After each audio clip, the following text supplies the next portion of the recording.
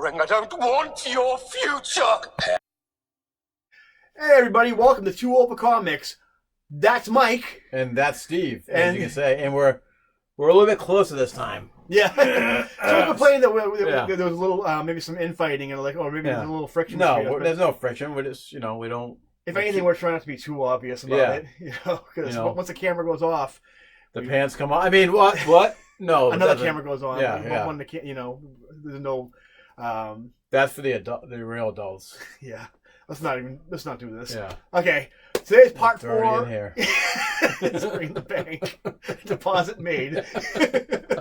Anyway, this is going to be part 4 of our 4-part 90s extravaganza, which is pretty, kind of like the same thing as the 90s, where those are just crossovers, big, long-winded, confusing, too long crossovers. And I'm sure we've missed many, but I think we're trying to just pick out the big main ones that was on everyone's mind and in the media, and so here we go with it's a good thing we picked this one for last too, because this was kind of like the last big crossover of the 90s, involving the biggest franchise of the 90s, the X-Men, unless you count Maximum Security, which I don't think many people do. No, I don't even remember that. That was towards the end. That was like almost late 2000, early 2000s. Yeah.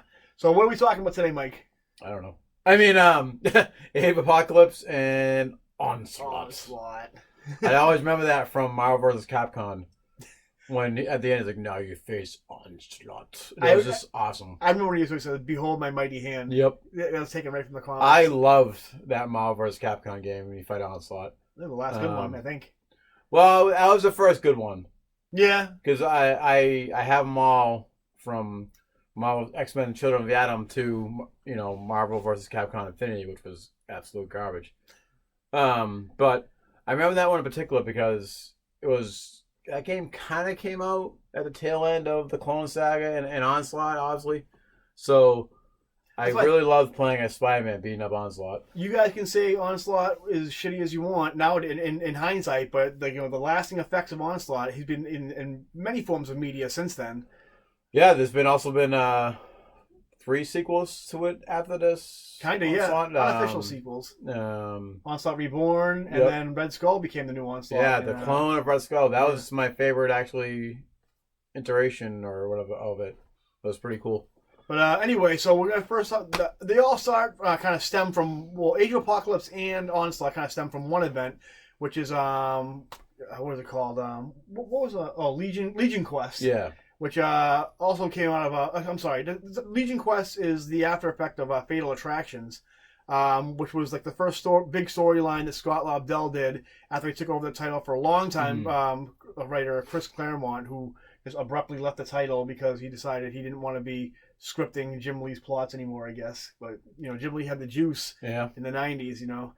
Still has the best-selling comic of all time, X-Men #1 with Chris Claremont. Yeah. So Fatal Attractions is basically what happens is Magneto's on Asteroid M or whatever it is, and so he basically tells all the mutants like, you know what, it's not working out. I'm not doing this on Earth anymore. I'm not dealing with the BS. If you want to come to Asteroid M, we can live on a utopia. Like I got all these these resources, these weapons, everything. It's gonna be great for mutants. If not, then whatever, stay on Earth and, die on the doorsteps and stuff.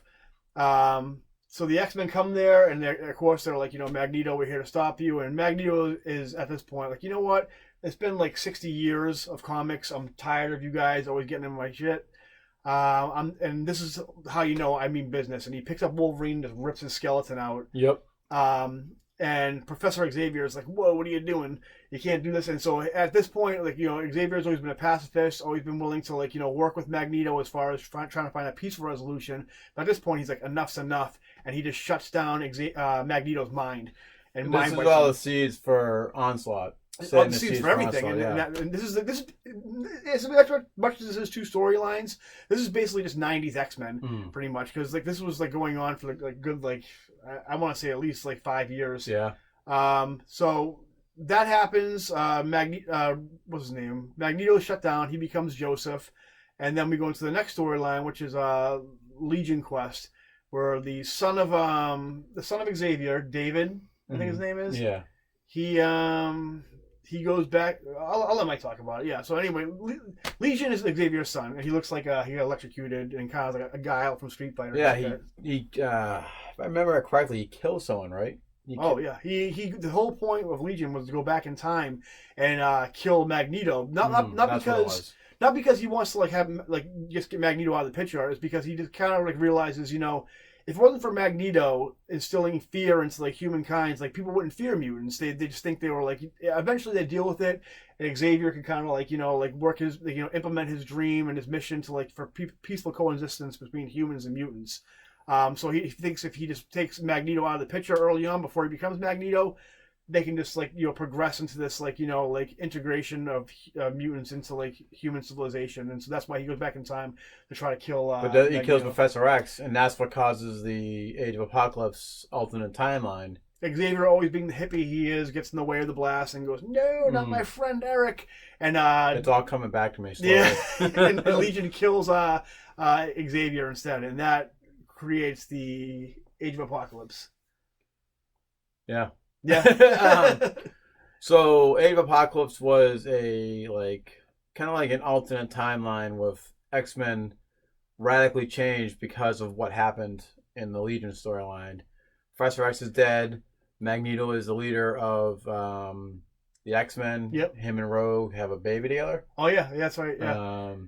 Cyclops has one eye, and Wolverine has only one claw, and he has like a nub for one hand. And a lot of the things that happen in this, they're kind of this little sidetrack what we do. In the current X-Men book, Cyclops loses an eye. Oh, right now, yeah. And Dark Beast is back again. What's old is new again in the comics right now. There's a lot of Marvel back to basics is kind of like, you know, they're taking a lot of stuff that they know for sure worked. Like Age of Apocalypse, they kind of turned into Age of X now. But in this storyline, basically, it's like the butterfly effect. It's his belly again. It's my belly, yeah. It's the butterfly effect times a million, where not like that often Ashton Kutcher movie. I don't care if anyone liked that one. It was garbage. I'm not gonna get into it, but I actually came up with the idea for the butterfly effect, and I think someone stole it from me and made a movie out of it. But that's a story for another time. Yeah. You know, write in the comments, ask me about it, and I'll tell you all about it. I came up with the idea of a Back to the Future too, even though I was a child. I'm telling you, this is a tragedy.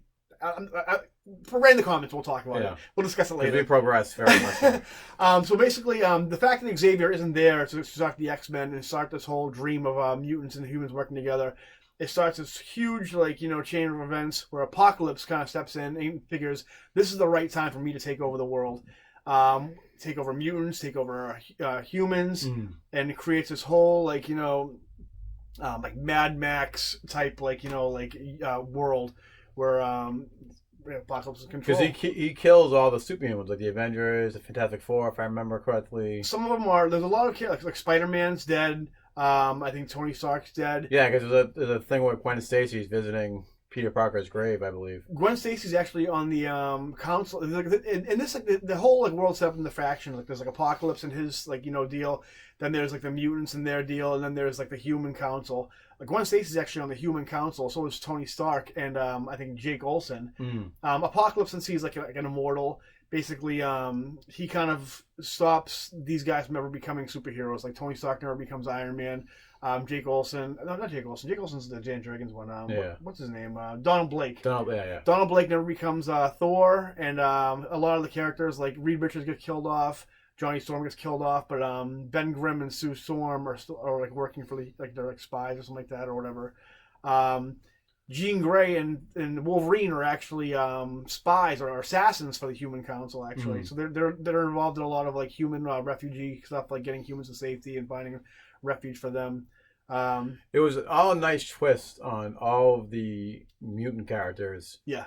And we mentioned before, in the 90s, X-Men was big. Yeah, it was X-Men and Spider-Man. Yeah, X-Men and Spider-Man. And if you weren't that, then you weren't selling any books. Yeah. And even then, Spider-Man wasn't selling that great with the Clone Saga going on, but...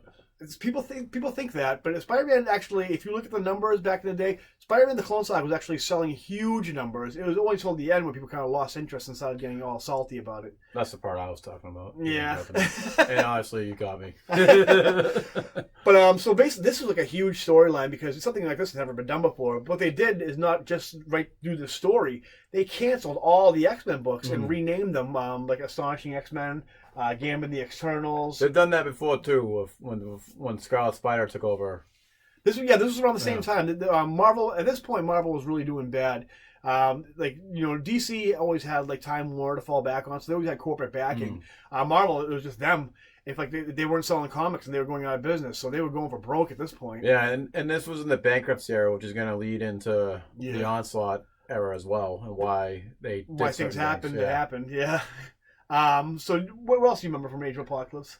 I remember that the reason why Cyclops had one eye was because of Wolverine, and the reason why Wolverine only had one hand and a nub was because of the fight between Cyclops and your belly is really going. My belly makes Facebook Messenger notifications. They're talking about the Bruins. Yeah, because we're obviously sport fans of our geek attire on. Go Bruins, I guess. Yeah. Woo. What was it? Yeah. So there was a fight between Cyclops and Wolverine, and caused them to have their shortcomings, so to speak. Yeah.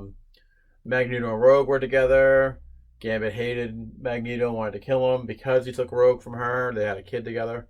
A lot of Black Mirror versions of a lot of characters. It was just I was kind of just getting back into comics myself back then. I was right onto the Clone Saga, which is why I love it so much. I remember it being X-Men. X-Men was a shit back then. Oh yeah. They were the premier superhero team then of Marvel.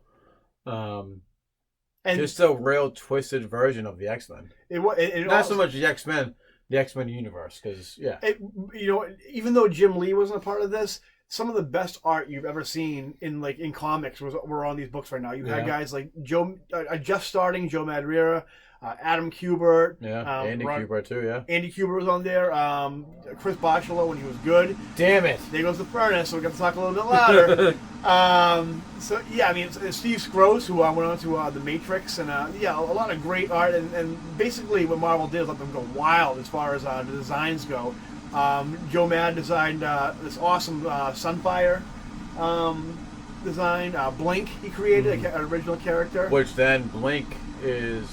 I know this that Blink was a version of Blink from an Age of Apocalypse timeline where she forms the Exiles. And she actually went on to the TV show Gifted, played by that horrible actress. I forget her name, but she's in Gotham and something else. Or Dragon Ball Evolution, I think. Not many people watched it. It's canceled. Yeah. Age of Apocalypse happened, and so basically how the whole thing is wrapped up pretty much is Bishop, the guy from the future, from the Days of Future Past future, I think, or future like Days of Future Past. He remembers the original timeline. He remembers the original timeline. He goes back and kind of lets Magneto know somehow. There's some kind of psychic link thing happens where, Magneto realizes, everybody kind of realizes what the timeline should be. And so they go on these missions now to stop Apocalypse, who's all has these machinations. So everybody thinks he's working with the humans and mutants, but he's really just just biding his time until he has complete total domination. And then so Gambit and the Externals, I think it was. Yeah. He has a team. They go to the Shi'ar Empire to steal the M'Kraan crystal, which if you guys are big X-Men fans, you guys know is this huge powerful trinket that can kind of warp reality or forge dimensions and timelines. So they go get a shard of that, and so when all is said and done, they get the M'Kraan crystal, a shard of it anyway. They end up going back. Somebody has the power to go back in time, or go forward in time. Ilyana Rasputin, not Apocalypse, Colossus' sister. So they go back to the point where Legion's going to kill Xavier, and they let him know what's going on, and some convincing Legion's maybe I shouldn't do this, and. So they go back, they fix that. At that point, at the end of the storyline, there's a bunch of nukes coming to destroy Apocalypse. And at this point now, Age of Apocalypse, since Xavier knows and Legion decides not to do it, it becomes an alternate reality rather than the reality. And the nukes come and it gets blown away, and that's the end of Age of Apocalypse. Not before X-Man ends up using his. X-Man. Okay, X-Man's an important character in both these storylines. Yeah, he's one of the many Nate Grays of the storyline. You'll find out with the X-Men books of the '90s, even to this day, they're so confusing. It's almost as bad as DC continuity back in the day. I think you get a degree in like X-Men continuity. That'd be a worthwhile thing to do. I'm sure there's someone in there that knows, just like we know almost everything about Turtles and Spider-Man. There's someone out there who knows and understands the X-Men storyline. And if you're out there, please comment and enlighten us, because you might be an X-Men god. You might be God in general. I love X-Men, but honestly, you have to come up for air sometimes with those books because it is dense. And you know what? It's still dense. That history is still there as well. It should be, but it's still referenced. As I mentioned before, you still have Dark Beast. Yep. In the current timeline where he comes and goes as he pleases, I think, really. I think what we should do, one of the key characters that kind of carried over from Age of Apocalypse is Dark Beast, like you mentioned. Dark Beast. Comes out somehow. X-Man. What was that? Post or someone? I cannot remember his freaking name. I think his name is Post, I think. But there's a couple of characters who actually come out of the Age of Apocalypse. They escape somehow and they come into our reality. X-Man is the big one because he's like this. He's basically a perfect version of Cable. Yeah. Cable, if you guys don't know, he has a legacy virus, and he's all kind of like they're the same character, right? He's just same person, just a different version. Yeah. How Nate Gray X-Man comes about is basically Mr. Sinister. Mr. Sinister is like a goth grandparent who's like, when are you gonna give me kids? And he's obsessed with getting life sucks. Yeah, I just want grandkids, with Scott Summers and Jean Grey, and he's constantly trying to get them to hook up and just like the pandas you want to watch bang in the zoo. You don't want to watch, but they constantly try to get banged. You don't want to watch when you watch it. You can't look away. And so that's what Jean Grey and Scott Summers are to Sinister. They're they're pandas that he wants to breed. And so he ends up somehow during these in the Age of Apocalypse in their camps, whatever, concentration camps, I guess we'll call them. Mm-hmm. They end up hooking up at some point. That's probably where the friction with Wolverine and Cyclops comes from. And somehow off page, Sinister gets the DNA. I don't know if he goes to the trash and picks out Scott Summers' condom or whatever. And they make a baby, and then they create that baby, which is Nate Gray. And he's like this all-powerful, omnipotent mutant. And so he's out of Age of Apocalypse. And that's the end of Age of Apocalypse, pretty much. And we're going to go to the next story, which is Onslaught. And Mike can kind of start that off a little bit. So, another thing that starts from, kind of like bridges from Age of Apocalypse, Fatal Attraction, where, this is what really starts to set Professor X off the deep end. Like, Wolverine gets almost killed, adamantium from his body. He is failed attempt at rehabilitating Sabretooth. And I'm not looking at my notes whatsoever because I'm really good at this stuff. That's a great. Scott Lobdell wrote a great Xavier. I remember that issue with Sabretooth, where Sabretooth's like really goading him. And I'm sorry, I didn't mean to interrupt. I just love the way Scott Lobdell wrote Xavier. I have my Xavier haircut right now too. Yeah, almost. That's what I'm going for. So in the process of what he did, he made Magneto comatose at the end of Fatal Attractions. Yep. His failed attempt at coexisting of humans and mutants living together, his dream. I'm really sorry to get to him, but I'm not. This isn't working out the way I thought it would. A mutant was murdered almost on the grounds of the school. Shot right at the doorstep, pretty much. So all of these things are building, and the animosity of his failures is building, and that's when Onslaught's kind of like setting his stage, laying dormant in his brain. Yep. And we then start to get what brings Onslaught's first appearance is the X-Men race home. Well, to the mansion. The one thing you're forgetting though is Onslaught. The two writers in the book at the time were Mark Waid and Scott Lobdell. Mark Waid wanted this to be straight up just Xavier having a nervous breakdown, and what they kind of didn't want to make Xavier a full-on villain. So what they did was have it so when Xavier shut Magneto's mind down, what he did is he's absorbed Magneto's consciousness also. His body was left as like an amnesiac husk, which became Joseph, Yeah. the character. And so basically the frustrations of Xavier coupled with like the rage of Magneto kind of like went together, and that created Onslaught. That was basically a split personality in Xavier's mind, which didn't come into like a full-on person until Xavier kind of found out about X-Man, Nate Gray.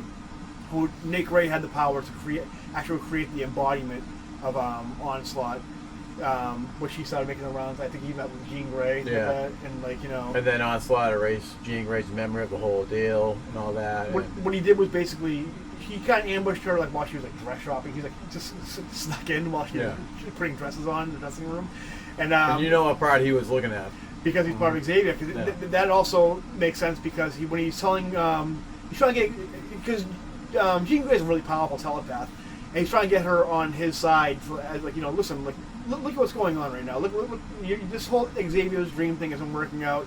Join me and like let's just like enslave human beings. And she's like, no, I believe in Xavier's dream. He's a good guy. And he's like, really, Xavier's a good guy? Check out this repressed memory from Charles. And he shows like back when the X-Men first started, where like the X-Men are training and Xavier's kind of like, oh my god, I love Jean Grey. I wish like I wasn't this old guy in a wheelchair because man, I would really give it to her. And but I could never tell her that. So he repressed that memory, and he shows that like what a douchebag move from Onslaught to show Jean Grey that, and she's kind of like, oh, that's kind of creepy, but.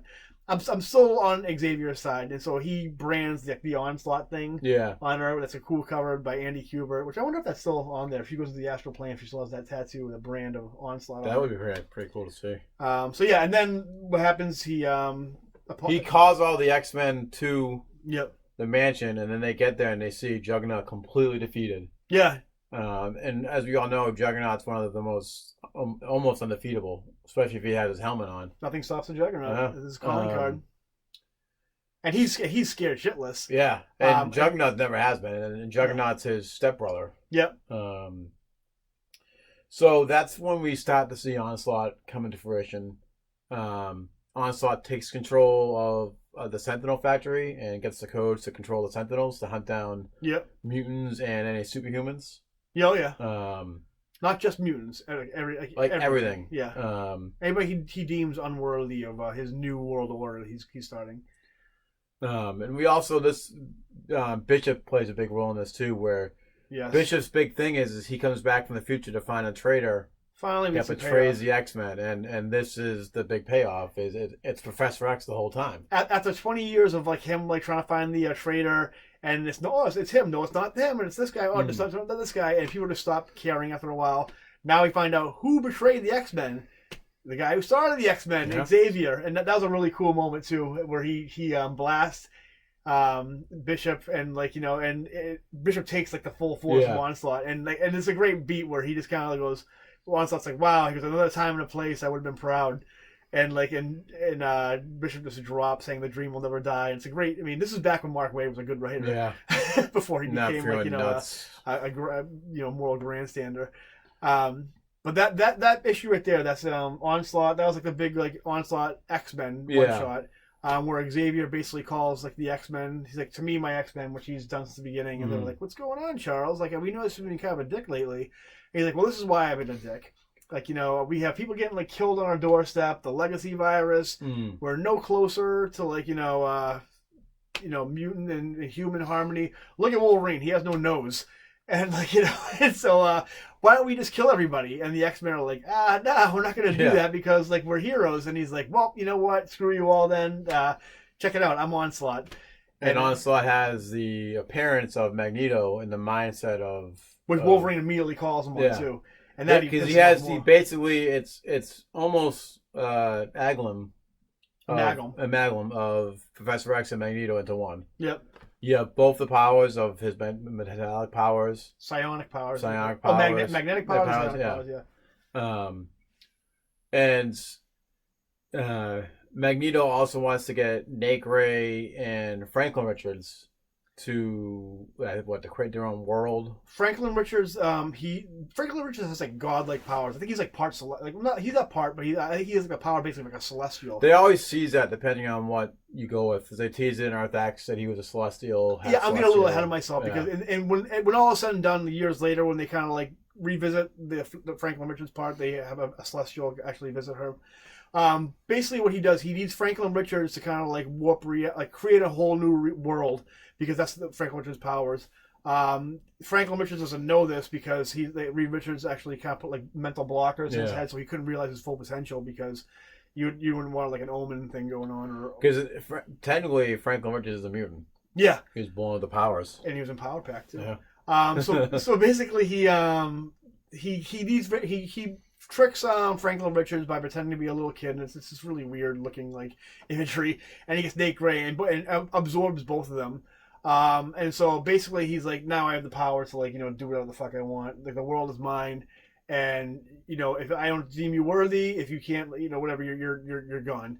So Franklin Richards goes away. The Fantastic Four start freaking out, going, "Oh my god, my kid!" And this gets the Fantastic Four and the Avengers involved. And this is pretty much the all-out battle and the end-all battle between mutants, X-Men, and Avengers against Onslaught. Anybody who's not selling comics, is involved in this fight.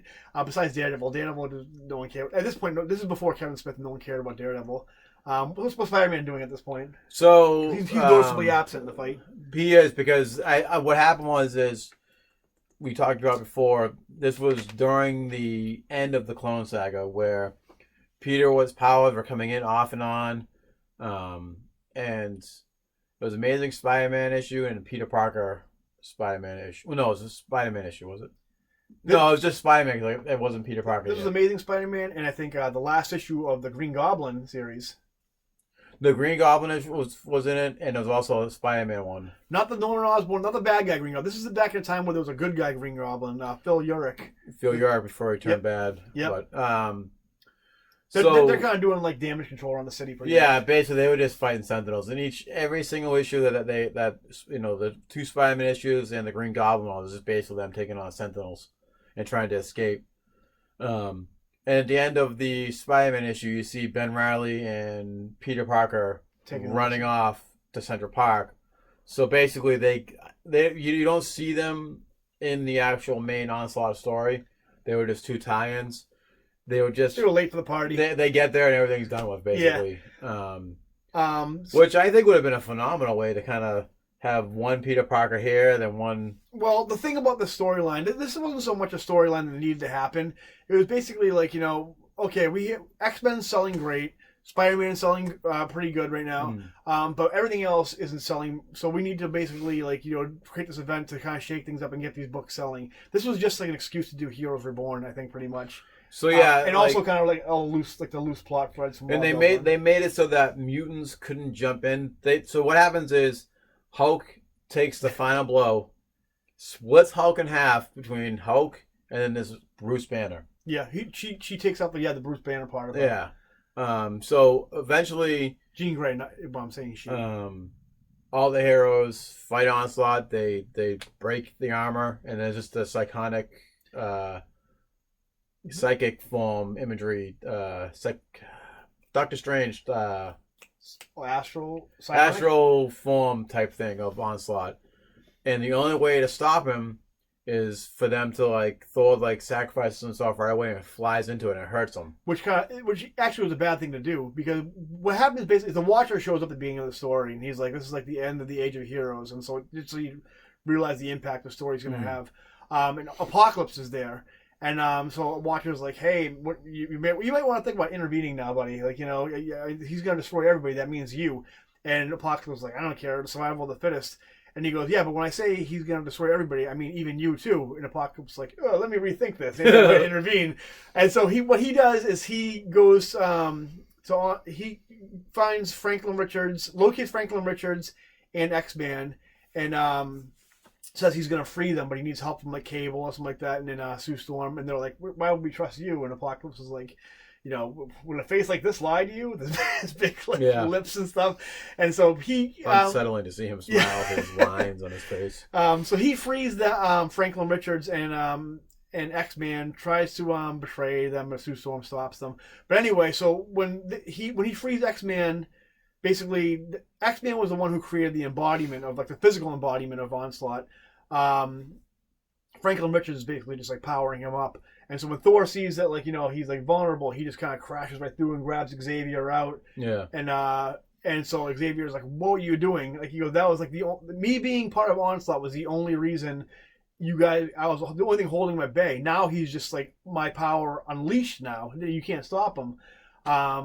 So the only thing they can do to kind of like to match him like power wise is to Jean Grey shuts down the Banner part of Hulk, and Banner just pure Hulk just pure rage just beats the shit out of Onslaught, breaks his armor, and now he's just pure psionic energy. And they're like, "How do we fight? Like it's like fighting a gas. Like how do we fight psionic energy? Like fighting that Cloud in Fantastic Four." Yeah, I mean they could have called Doctor Strange, but apparently I don't know where Doctor Strange was at this point. So what they find out is like, well, he needs a vessel.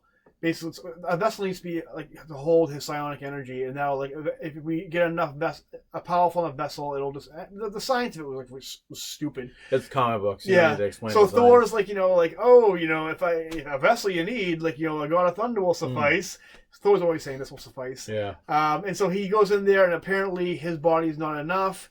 And so that leads all the other heroes to decide, okay, we're going to jump in and we're also going to offer ourselves as vessels. Reed just stops the mutants from jumping in because it's a mutant's power that caused it. It would only cause the mutant to make it stronger. Comic science. Yeah. Because the reason why X-Men couldn't go in is because X-Men books were still selling, yeah. And so they didn't need to reboot the X-Men books. Yeah. So they all go in, and basically at this point too, it was a lot of cleanup for the Marvel, because at this point the Avengers, Captain America was like in an armor, dying of the super soldier serum. He was a wolf.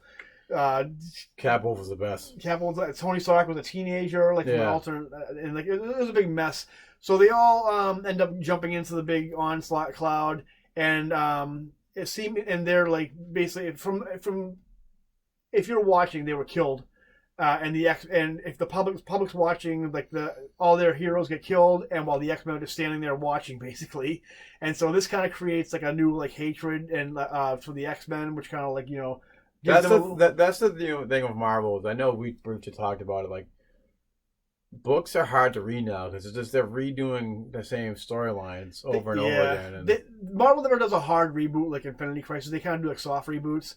But so what we do when the dust settles, we basically see like all the heroes are dead, including Doctor Doom, who also like joins the fight because like Doom, he was trying to actually use the energy for his own game, but he ended up Tony Stark made him like sacrifice himself. So when we find out, like, doesn't Tony Stark grab him and just flying over him? Yeah, Doom's sitting there going like, "Oh, would that Doom could drink of like the energy," and then Tony Stark just like, time to sacrifice Doomsday, and like throws him in there. And so they all go. They think they're all dead, but then when all is said and done, the dust settles. There's like a little blue ball next to there, and that's like the Heroes Reborn universe. And that's the world that Franklin Richards created for the all the heroes that sacrifice themselves. And when it all comes down to it is that this big story was a way to boost sales, Heroes Reborn, and to save Marvel from bankruptcy, because didn't they like sell the publishing rights to like the Image co-founders, basically Jim Lee. There's storylines with like when a lot of guys working for Marvel. Tom King, actually, who worked for Marvel, he was an intern for Marvel this time, or some kind of associate editor, saying they were like just like on like those like fold up chairs with like no lights on. They had the lights off because they wanted to save money for like on the power bill and stuff. And they sold their rights to the movie Spider-Man and X-Men and like a bunch of other movie properties just to like get some money in to fund them. And at the times Sony wanted to buy all the rights. Yeah. To everything. And so what they ended up doing was actually getting Prodigal Sons, Jim Lee and Rob Liefeld to come back, and they licensed out their books that weren't selling, which was Avengers, Fantastic Four, and Captain America, all that. So those two guys, which I mean, initially worked, but I mean,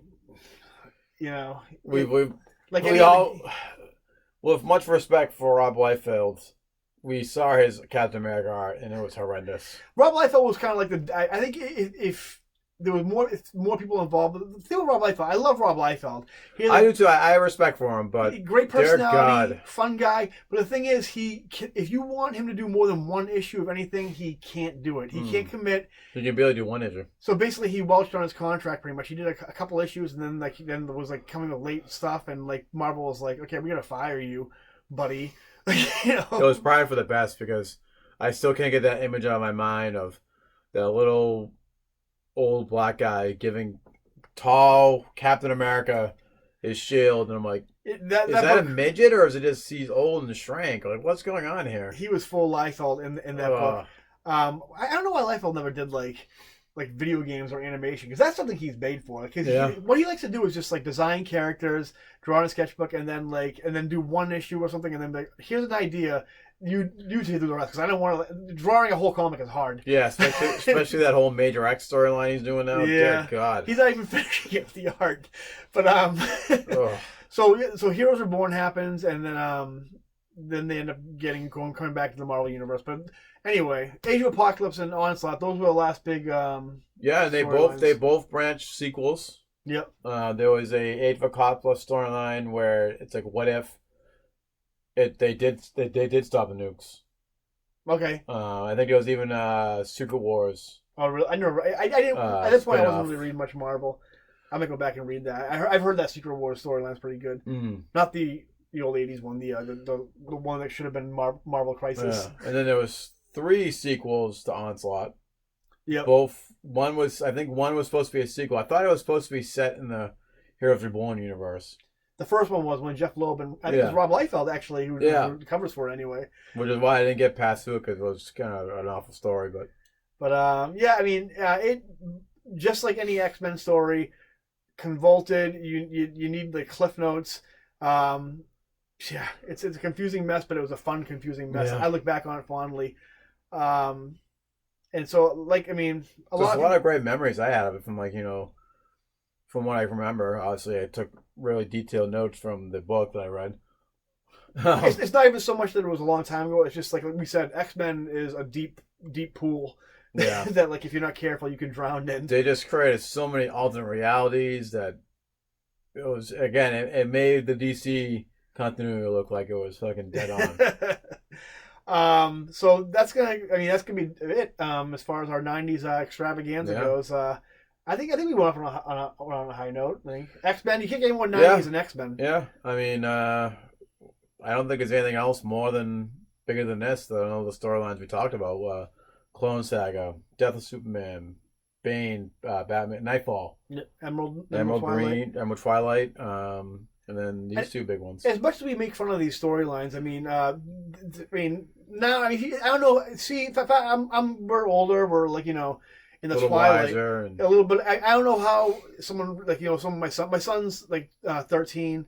He's 12, so he'll be 13. But I can't imagine him like I don't know how he would take reading these storylines if it would be stupid. Oh, when me and Maria have kids, I'm gonna make them read that stuff, especially the Clone Saga. I don't know how well it holds up. I mean, for me and Mike, obviously, it's a nostalgic value to the books. To me, these books, I think, kind of what got me back into comics. For a while, I wasn't reading comics. I didn't read Age of Apocalypse or the Clone Saga when they were coming out in real time. I actually had to go. I came back. There was a Wizard magazine where it had all these storylines we talked about. It had like Electric Blue Superman, Ben Reilly Spider-Man. I started collecting post Clone Saga. I really started collecting again, and then it just branched out from there. Wizard used to do these things like what's going on like in the books. And they had like little like for each like main book they'd have like pictures of them, and it had like Kyle Rayner, Green Lantern, Ben Reilly, like Superman. I was like, whoa, what is going on? And then I started going. I was back in the comics with a vengeance. Mostly Marvel, but a good portion of DC too. And yeah, I mean, I think that has to do. I think a lot of fans that's how they're entry into comics. See, that's the thing. In the mid to late '90s, it was a thing of change where the characters that you may have grew up on were starting to change. Yeah, we had different versions of Batman. We kind of had a different version of Cap. Yep. But the main ones were a different version of Batman, Superman, Spider-Man, Green Lantern, and kind of the X-Men with the alternate timelines. It was kind of like, what would be if someone else was a hero that you loved? Well, see, a lot of like people like gatekeeping like nerds kind of like complain about this, but I mean, we talked to a guy who owns a comic book shop. And he even said, like, when he wasn't into comics for a while either, and he got back into it during the 80s where, like, Spider-Man was in the black costume, Iron Man was in, like, I think it was the silver and red one, Thor had it was, like, the Eric Masterson. Yeah, Thor. So the 80s were the costume change, and the 90s, you're a popular lad. It's probably the stupid Bruins shit again. I know. They're gonna bash us if we've been bashing the Bruins on here. So anyway, as much as you guys complain about things like when Jane Foster was Thor, when Jane Foster was Thor and like Riri Williams was Iron Man, that's like a gateway for a lot of people reading comics. Sometimes you need to really shake things up to get people to oh, what's going on with this? I know Iron Man, but I didn't know she was like a 16-year-old black girl. And they read that, and then they go back and read previous issues, and all of a sudden they're a huge comic book nut. Whatever gets people back into comic books again is important. Yeah. And we're kind of the older, starting to be the older comic book generation, but you got to really look back and think about where we came from, what's keeping this business alive. That so many of you guys complain about. Where okay, so you complain about Riri Williams, you complain about Miles Morales, Spider-Man. But if it wasn't for these changes, whether they were forced on us or not, these kind of were. But we wouldn't have these new generation of readers coming in to read this stuff. And just like the examples we mentioned, mid-90s, 80s, and the all new, all different. Those worked. Mm-hmm. And of course, just like they all go back to normal, they all go back to default setting anyway. But they are gimmicks. But they do get people to read comics. That's someone's first comic, just like Stan Lee used to say. So yeah. And just and note for that, again, you got to respect the past to embrace the future. If you can't complain about the new stuff because the comic books aren't selling what they used to, and they're trying to come up with new ideas, and they've been doing this for generations, and they're gonna keep doing it. Yep. The only problem is that the legacy characters that Marvel did.